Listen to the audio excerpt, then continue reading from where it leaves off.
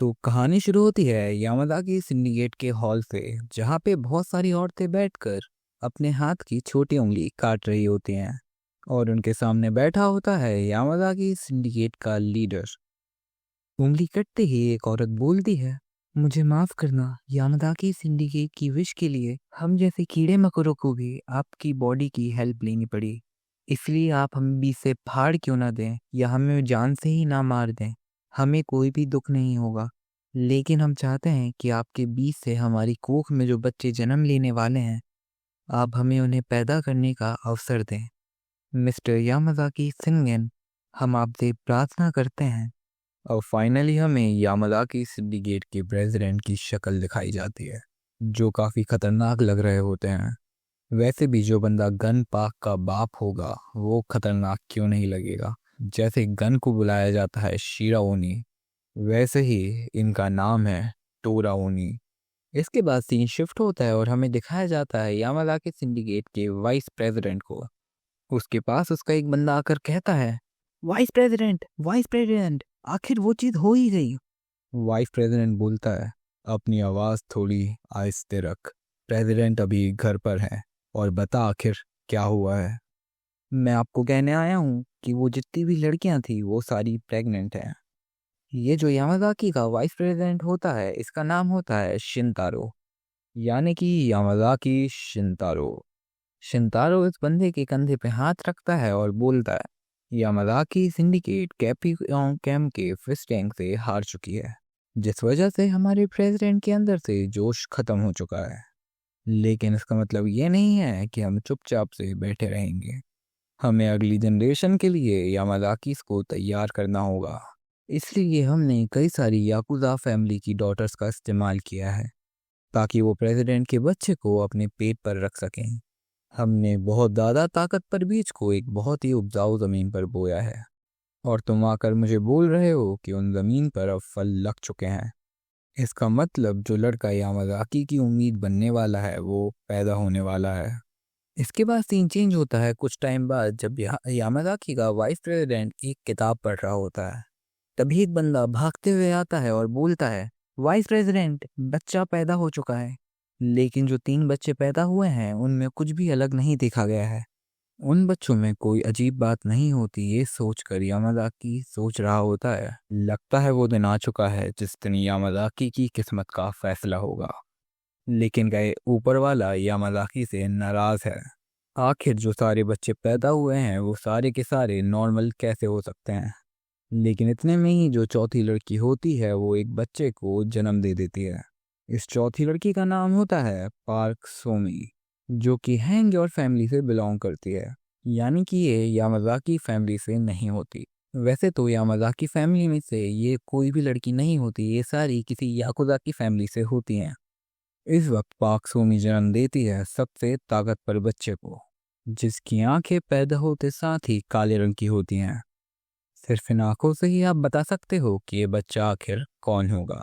इसी के साथ समय बीतता जाता है और गन पाक बड़ा होता है, और गन को बेस्ट टीचर दिए जाते हैं जिनके अंदर वो ट्रेन करता है।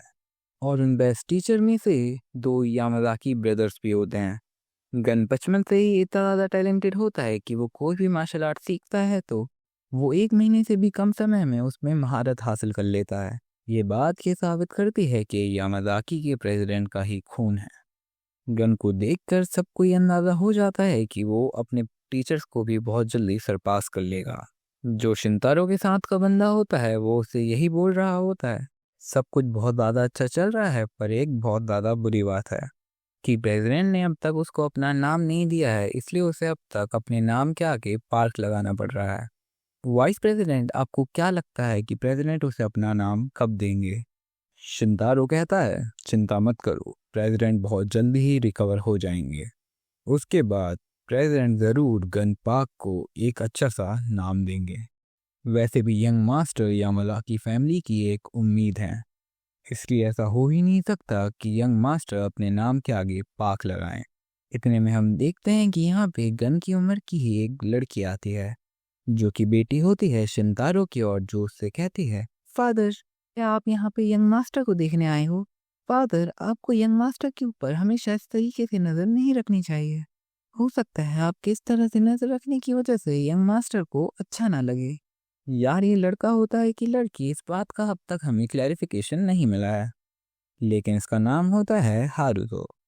हारुतो को जवाब देते हुए शिंतारो कहता है तुम्हें ऐसा लगता है कि मैं शिंतारो कहता है कि तुम्हें लगता है मैं यंग मास्टर के ऊपर इतनी ज़्यादा नज़र रखता हूँ। वैसे तुम इतनी ज़्यादा जल्दीबाजी में कहाँ जा रहे हो?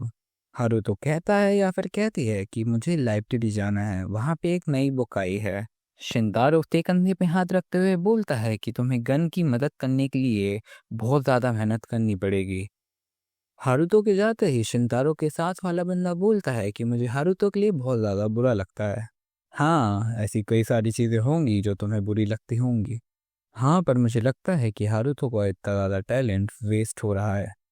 आपको ऐसा नहीं लगता यामाज़ाकी का हेड बनने के लिए हारुतो एकदम बेस्ट है?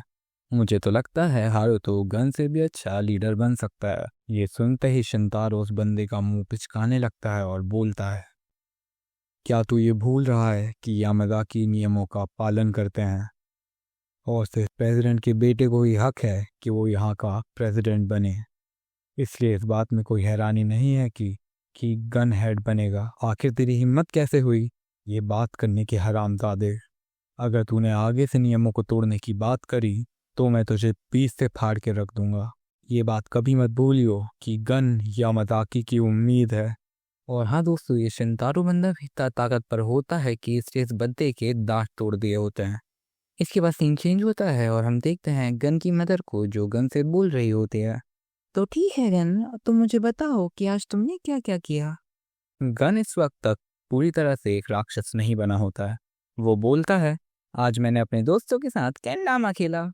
ये सुनते ही उसकी मदर उसको एक रैपट मारती है और बोलती है, क्या तुमने कहा तुमने कैंडामा खेला? आखिर यामाज़ाकी का होने वाला प्रेसिडेंट कैंडामा जैसे छोटे हिल कैसे खेल सकता है? नहीं, अब तक यामाज़ाकी इसका नाम नहीं मिला है और तुम ऐसे फालतू के गेम खेल रहे हो। इसलिए गन मैं कहना चाहती हूँ कि तुम होश में आ जाओ, और अगर ऐसा ही चलता रहा तो तुम्हें यामाज़ाकी का नाम कभी नहीं मिल पाएगा। अगर ऐसा ही चलता रहा तो तुम यामाज़ाकी के हेड कैसे बनोगे? तुम यामाज़ाकी सिंडिकेट की एक उम्मीद हो और साथ ही साथ तुम मेरी भी एक उम्मीद हो। इसलिए प्लीज़ आगे से इस बात का ध्यान रखना और ऐसा मत करना। और इस वक्त तक गन को भी समझ नहीं आ रहा होता है कि सब उसे हेड क्यों बनाना चाहते हैं और सब क्यों चाहते हैं कि वो स्ट्रांग बने। उसके पास तो पहले से ही एक नाम है, गन पाक, तो आखिर मुझे दूसरे नाम की क्या ज़रूरत है? पर गन को एक बात समझ आ जाती है कि उसे स्ट्रांग बनना है, क्योंकि सब उससे यही चाहते हैं। इसलिए गन, जो अभी एक एलिमेंट्री स्कूल का बच्चा होता है, सीधा चला जाता है हाई स्कूल के लॉन्डो के पास उनसे पंगा लेने के लिए। तूने अभी क्या कहा? मैंने तुझे एकदम सही सुना। गन कहता है, तूने एकदम सही सुना। मैंने तुम लोगों को कहा है कि मेरे सबऑर्डिनेट्स बन जाओ। लेकिन जो हाई स्कूल के बंदे होते हैं उनका ये सुनकर दिमाग खराब हो जाता है। उनको लगता है कि एलिमेंट्री स्कूल का बच्चा उनको बहुत ज़्यादा ही हल्के में ले रहा है। इससे पहले कि ये सब लोग मिलकर इस पे हमला करते, गन ने उनसे पहले उन पे हमला करके उनका कुत्ता बना दिया होता है और साथ ही साथ अपने मन पे बोल रहा होता है, मुझे अभी भी समझ नहीं आ रहा है कि मुझे फ़ाइट क्यों करनी है। भले ही मुझे पता नहीं है कि मुझे फ़ाइट क्यों करनी है, पर फ़ाइट करना आसान है। फ़ाइट करते वक्त मेरी बॉडी बिना किसी एफर्ट के अपने आप मूव करती है। मुझे ऐसा लगता है कि मैं पैदा होने से पहले ही बहुत समय से फ़ाइट करता आ रहा हूँ और साथ ही साथ में मुझे फ़ाइट करने में काफ़ी ज़्यादा मज़ा भी आता है। खैर, इन बंदों को मारने के बाद गन ने इनको अपने साथ मिला लिया होता है और एक दूसरी गैंग के ऊपर हमला कर देता है। और ये दूसरी गैंग वाले भी ये बात जानकर एकदम शौक हो जाते हैं कि इन हाई स्कूल के बच्चों का लीडर एक एलिमेंट्री स्कूल का बच्चा है। साथ ही साथ हमें एक और गैंग दिखाई जाती है और गन इन दोनों पे हमला कर चुका होता है। गन ने सिर्फ एक दिन के अंदर अपने अंडर 3-4 गैंग को कर लिया होता है और अब गन जा रहा होता है एक और दूसरी गैंग की तरफ, जो इन सब से काफ़ी ज़्यादा खतरनाक होती है। इस गैंग का नाम होता है एजियोर ड्रैगन एक्सप्रेस। इस गैंग का कोई भी लीडर नहीं होता, क्योंकि यहाँ के सारे सारे ही जंगली होते हैं, पर जंगलियों के जंगल में आखिर शेर पहुँच चुका होता है, इसलिए उनको इसे सर्व करना होता है। मतलब गन ने इन सब की मार मार कर बुरी हालत कर दी होती है और इन्हें भी अपने अंडर पर ले लिया होता है। और इसी के साथ बारिश भी स्टार्ट हो चुकी है। बूंदे और बारिश की बूंदे दोनों गन के चेहरे पे लग रहे होते हैं। गन अपने मन पर बोल रहा होता है, आखिर मैं हूँ कौन? आखिर मुझे ये सब कुछ क्यों करना पड़ रहा है? आखिर मैं बाकी सब की तरह क्यों नहीं हूँ? मेरे कोई नॉर्मल डैड या नॉर्मल मॉम क्यों नहीं है? मुझे किसी नॉर्मल बच्चे की तरह ट्रीट क्यों नहीं किया जाता? और जब भी मैं फाइट करता हूँ मेरी मॉम इस चीज़ से खुश क्यों होती है? जब गन घर जाकर ये चीज़ अपनी मॉम को बताता है कि उसने एक दिन में कई सारी गैंग को ख़त्म कर कर अपने अंदर ले लिया है, तो उसकी मॉम खुश हो जाती है और बोलती है, सच में तुमने कई ज़्यादा अच्छा काम किया है। मुझे यकीन नहीं होता कि तुमने एक दिन में उन सबको अपने अंडर ले लिया है। तुमने आज ऐसा काम किया है जो यामाज़ाकी के हेड को सूट करता है। ये सुनकर गन को समझ आ जाता है कि अगर उसे प्यार चाहिए तो उसे लोगों को मारना होगा, लोगों को दर्द देना होगा। वो जितना लोगों को दर्द देगा उसे उतना ही प्यार मिलेगा। ये सोचते ही गन उसकी मॉम के मुंह पे मुक्का मार देता है, ये सोचकर कि अब देखते हैं क्या होगा। उसकी मॉम नाराज होगी कि खुश होगी। गन के मुक्के से उसकी मदर के मुंह से खून निकलने लगता है और वो कहती है, तुमने बिल्कुल सही किया। तुम्हें और ज़्यादा बेरहम बनना होगा। चाहे कोई भी हो, चाहे कुछ भी हो, सबको तुम्हारे नीचे होना होगा, क्योंकि जो बंदा यामाज़ाकी का हेड बनने वाला है उसके लिए ये सब ज़रूरी है। और उसी के साथ गन अपने मन पर बोलता है, मुझे समझ आ चुका है कि मेरा जन्म किस तरीके से हुआ है। तो मेरा जन्म एक ऐसी जगह पर हुआ है। मतलब गन का माइंड खुद को लेकर अब क्लियर होने लगता है। इसके बाद सीन चेंज होता है गन की मदर पर, जो अपने हस्बैंड के साथ कुछ कर रही होती है। वो बोलती है, शिनगन आपके बेटे ने एक ही दिन में आसपास की सारी गैंग को यूनाइट कर दिया है। वो बोलती है कि आखिर इतना काफ़ी है ताकि आप उसे अपना नाम दे सको।